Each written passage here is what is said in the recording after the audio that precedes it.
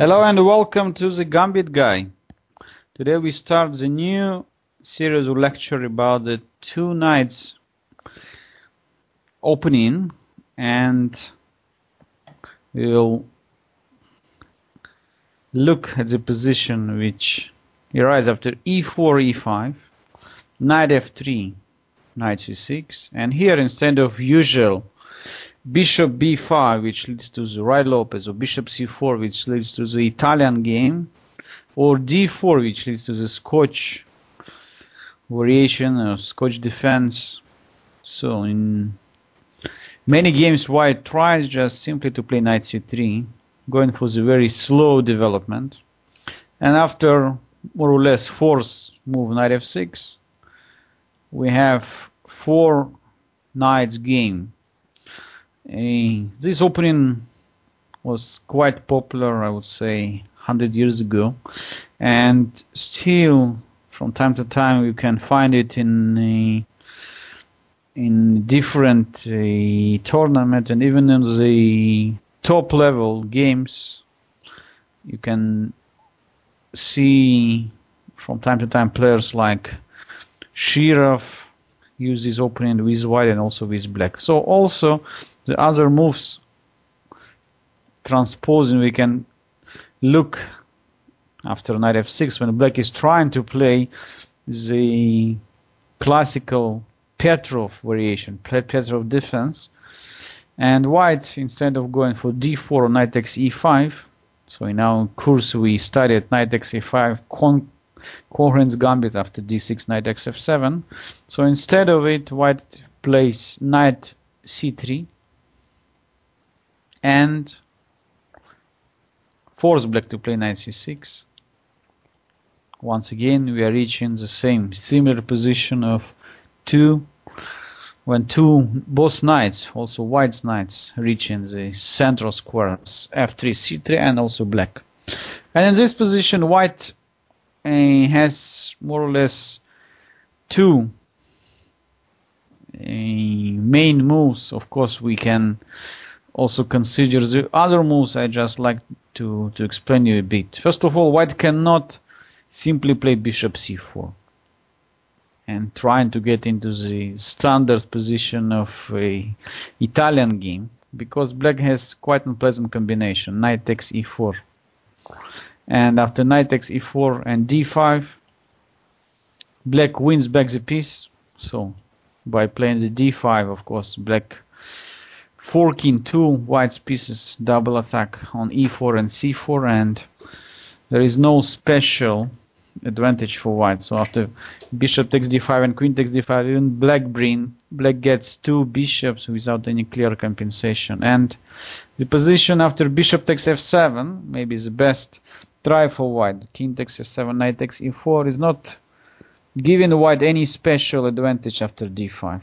So here for black only important just not to lose his mind after knight g5 check, king g8 and queen f3. So here move like queen e7 leads to trouble because the d5 pawn is not protected, but move like queen d7 is just sends all white pieces away. So black is also threatening at some point t takes e4, but the more unpleasant one that black's next move is h6 or knight d4, which force all white pieces to go back. That's after knight c3. So black immediately could play h6, or even to start with cannot start with e4. That's exactly what white is looking for, because of knight takes e4, some kind of tactics. And if in case of d takes, queen b3 check, but simply we can avoid any business with all this combination by simply playing h6. So knight should go away, black is getting clear positional advantage, strong center, and the opportunity to counterattack with knight d4 on e4. So bishop c4 cannot be recommended already for many years. This well known. So what we leave is to play d4, and after e takes d4 and bishop takes d4, more or less we are getting the Scotch defense. According to the theory, white is not having here any advantage, since bishop b4 pins white knight on c3 and takes more control over the d5. At the same time, black is attacking white's pawn on e4, so which force white also simplify the game after knight takes c6, b takes c6, bishop d3 and d5. And according to Richard Reti, already more than 100 years ago, so white just lost his opening advantage, since black now is controlling the center. After e takes d5, c takes d5, short castling. White has slightly better pieces development, but black is keeping good center and no much advantage for white after bishop g5 and c6. So even here white cannot pretend on any serious advantage. So let's back. More or less, so we saw d4. After d4, e takes d4, maybe one of the future lectures I would look here at knight d5, which we call Belgrad's gambit or Yugoslavian gambit. So when white is trying to reach some development advantage. But according to theory also, this line is not achieving any serious advantage for white. And instead of playing d4, maybe it's other way here to play g3, which leads to some kind of winner game. So when white is developing the bishop to g2 and then short castling, and maybe then later trying to play d4. Unfortunately, after g3, black has too many good options. So even here bishop c5 is already quite strong, bishop g2 and d6. And what we can see is that the position which we would happy to play from the reverse colors with the white color. So it's like black is playing white and playing the Italian game. So full control over the d4 square and opportunity maybe to bring the bishop to g4. So also here it's very difficult to say that white is having any serious advantage. So position is rather equal.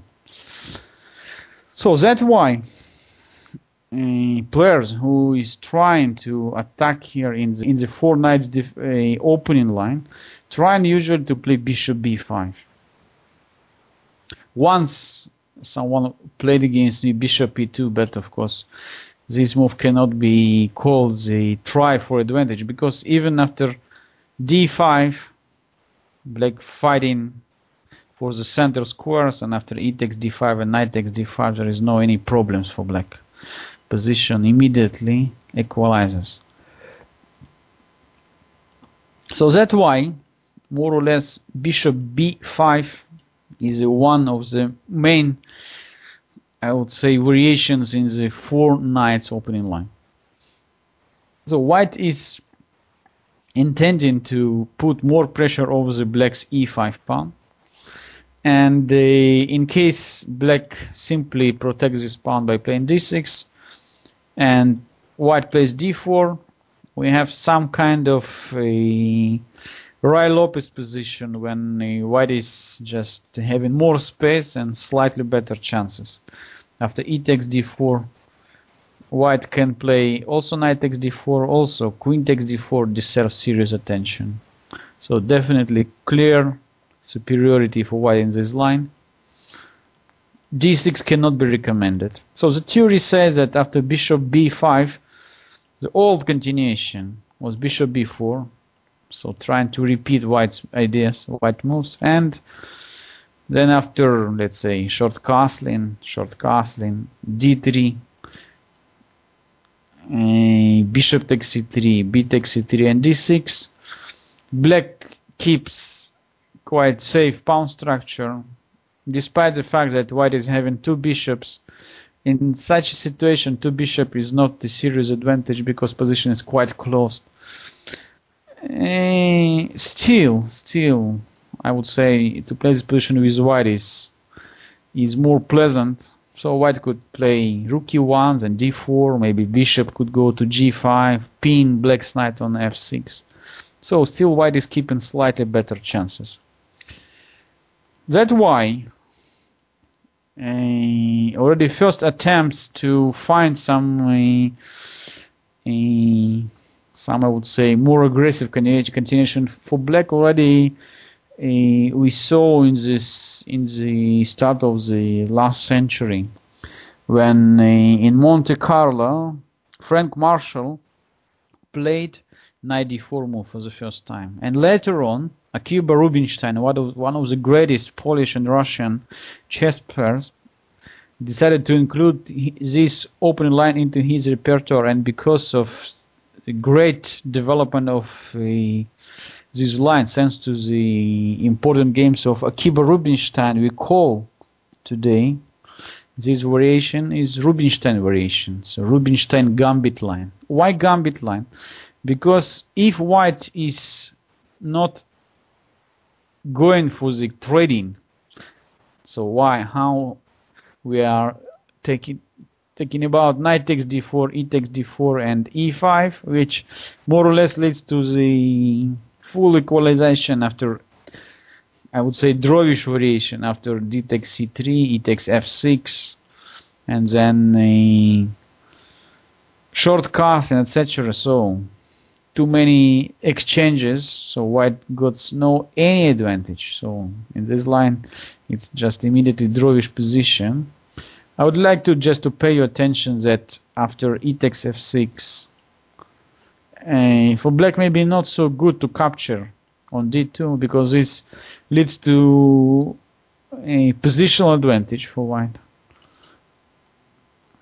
And after short castling, white very fast developing his pieces. Bishop comes to c3, rook comes to e1, and according to the theory, it's a bit dangerous situation. So better to avoid all this kind of complications. So, but black simply could play in this position, just not to capture immediately. Queen takes f6, and after b takes c3 or d takes c3, bishop e7, and then short castling, c6 and d5. So what to play? What to say? So position is quite equal. So we have the similar pawn structure. Black is having quite nice pieces development, so no any advantage. So that's why, if you like really to, from white's point of view, of course, trying to fight for any scene, we have to play away with the bishop. So in the first game played by Rubenstein against Belchizman in Poland, after knight e4, white choose to move the bishop to c4.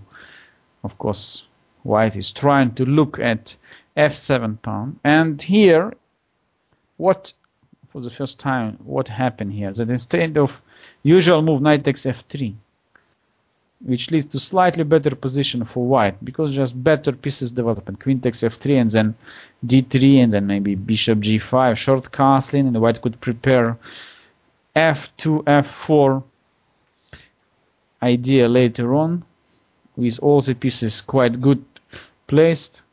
Instead of all this, black choose the real gambit variation. So Rubenstein played bishop c5, sacrificing the pawn on e5. Knight takes e5, and queen e7.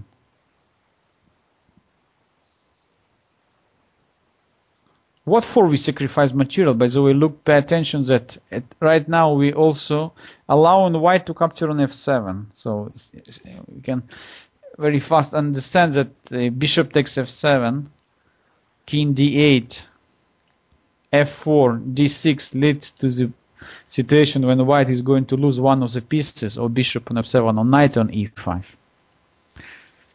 And Same problem after knight takes f7. So black immediately could play or rook f8 or even d5, which leads to very unpleasant position now for white. So the knight is gone, or black is capturing the bishop on c4 and later on threatening bishop g4. For instance, knight takes, d takes, short castling, bishop g4, and white position is very, very dangerous. Just no time for playing f3, and after queen e1, knight takes c2. Wow. All is gone, all is done. So, easy to understand that white cannot collect another pawn on f7. After knight d3,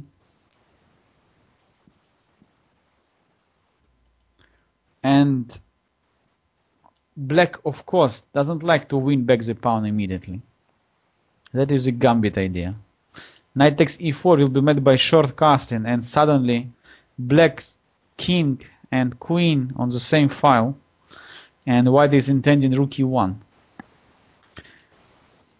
Black is taking advantage of bad position of white's knight on d3, which is just holding white's bishop forever on c1, trying to use his smashing development advantage by d5. So this is the main idea of the Rubenstein gambit. So black is trying very, very fast to develop all his pieces and to use the bad position of white's knight on d3.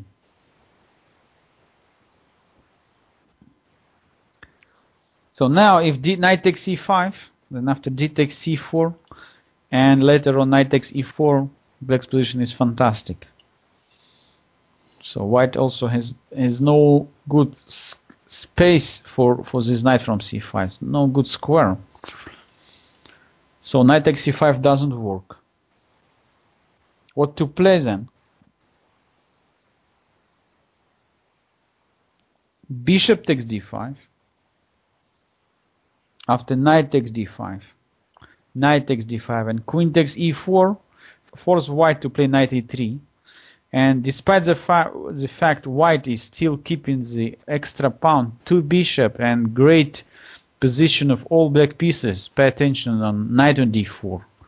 After bishop d6, short castling, bishop e6, knight e1, otherwise it's just almost impossible to develop the bishop from c1. And long castling, look at the situation.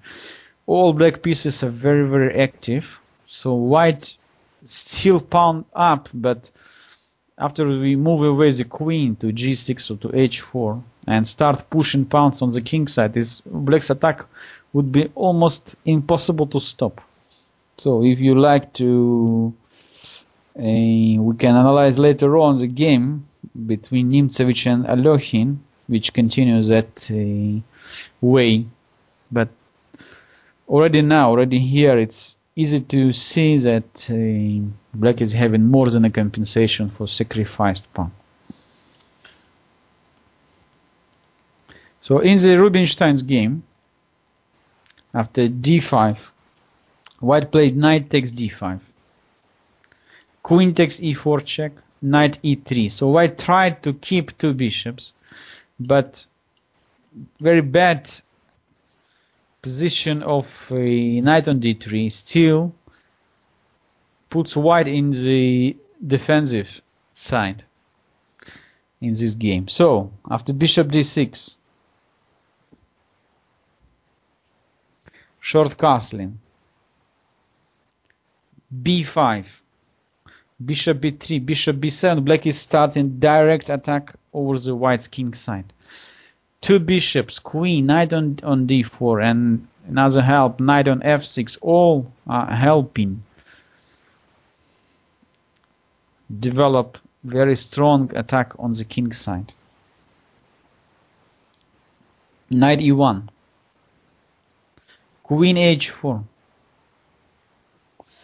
g3, queen h3. So all the time we are having the same threads. So the thread over the long diagonal, and when we just h pawn will join the attack on the king side, the position will be already lost.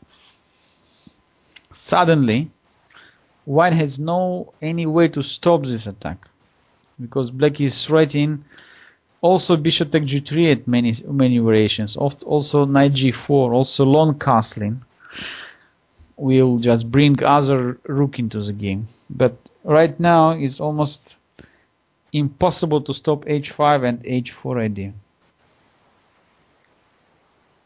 c3, trying to remove this knight on d4, no problem. h5, of course, Rubenstein is sacrificing the knight because h4 idea, and then h takes g3 and queen h2 checkmate. No way to stop it. So white is just in crucial mode after c takes d4 and h4. No way to stop the incoming checkmate. So after f3, h takes g3, queen e2, black simply would play capture with a check, and after knight h5 there is no any normal way to stop knight g3, and the checkmate is coming. So move like knight f5 doesn't change so much the position. So next, or queen takes f5 or g6 after knight takes d6, of course similar checkmate is coming. So in the game, white played queen e2 immediately, overlooked the classical checkmate combination. I guess after a few seconds you can find it by yourself. Queen takes h2, king takes h2, h takes g3. Finally, rook joins the attack. So discover check, double check in this case. After king h1, king g1, black finally reaches the h1 square. And rook h1. This is a very nice checkmate situation. So as you can see from this already, first great example played by Rubenstein Gambit in the 4 knights variation, all the similar ideas which we studied in the Gambit guide. Black is trying to get better development, ready to sacrifice pawns, to bring all the pieces very, very fast into the game, and use the weak squares, weaknesses in the opponent's camp. So right here is the bad development of white pieces and the domination of all black pieces which are looking towards the white king side, and finally the final attack with the h5 and h4 just quite nicely shows the black's opportunity in the king side attack. I would like to show you that ideas of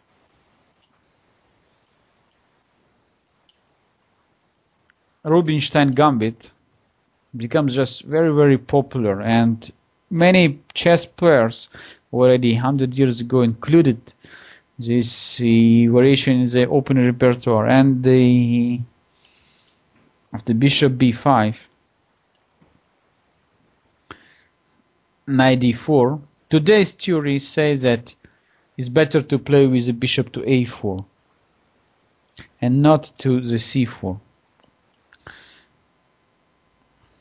Why? Because after bishop c5 already now white can capture on e5.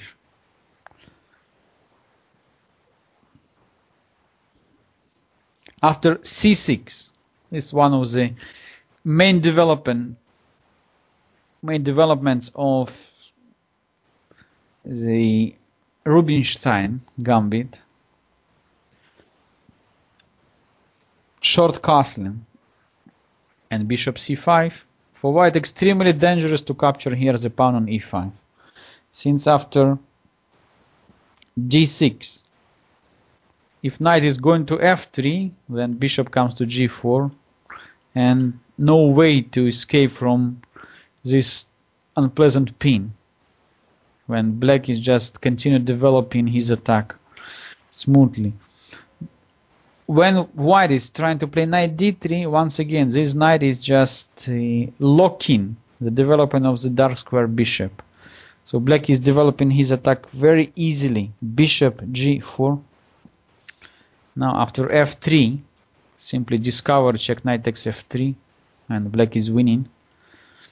After queen e1, for a second white looks okay because the c2 pawn protected by the bishop on a4, but doesn't matter so much. White is under mating threat after knight f3 check. G takes f3, bishop takes f3. Now black is aiming to bring the queen over the g4 or h3 with a decisive checkmate threat, and the analysis shows that almost impossible for white here to stop black's attack. After e5, black simply castling short side.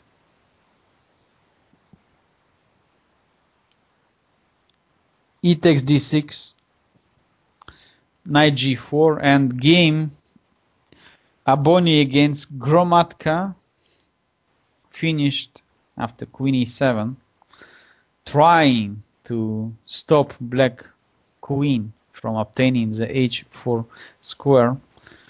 Finished very nicely because black just simply played bishop takes d6, and now white realized that there is no way to stop the checkmate after queen takes d8 and bishop takes h2 checkmate. So if you look at this once again, black's attack after the sacrifice on f3, easy we can discover the similar ideas which already we studied in our gambit guide course.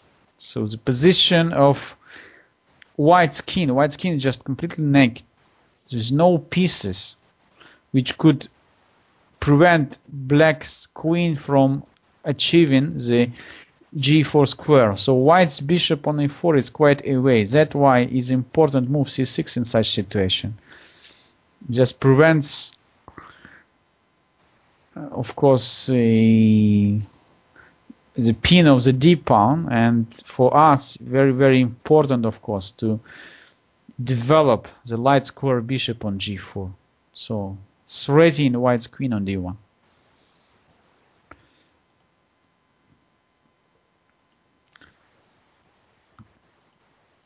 Here, of course, white made just serious mistake, knight takes e5 in this position. So that's why theories today more or less shows that white, if you'd like to capture on e5, so it's better to make it immediately. So to after c6 already to capture on e5. And this leads to the very complicated position after d5. Short castling, bishop d6, f4, and castling short side. And even here, black is having quite serious pressure. All the pieces easy development. The knight on d4 is so strong, just dominating the knight. So black is intending rook e8. At some point, of course, if white is captured on d5, that additional threat could be b5 and b4. This bishop from c8 not forced to go to g4. So since white is having knight on e5, so this bishop could be developed also on a6. So this diagonal is also quite useful on many lines. So as you can check at home, black is having just very, very serious pressure in the center. and this fully compensates his sacrificed pawn. Okay, let's just sum up today's lecture. So, after bishop b5, black is not forced to play the old line with bishop to b4. Possible to counterattack and to start to play in gambit style.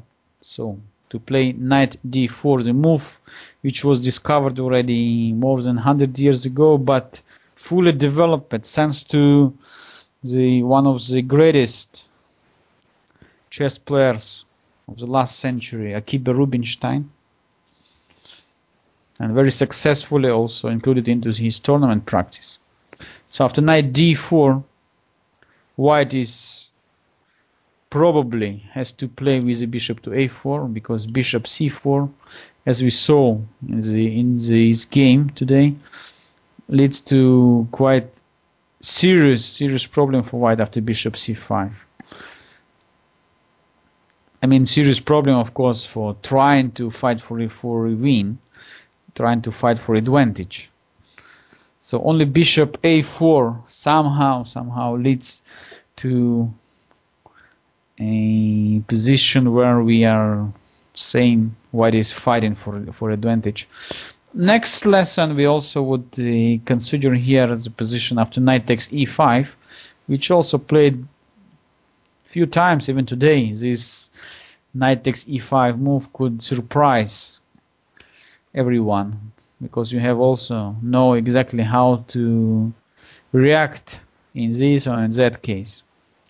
But today's lesson is finished, and I would like to thank everybody for watching. I believe that you like this great idea of Akiba Rubenstein in the 4 knights variation, and follow me on the next lecture about the gambit of Rubenstein. If you have any question and request, you can contact me on www.chesslessons.wordpress.com, on my website. See you next time. Bye.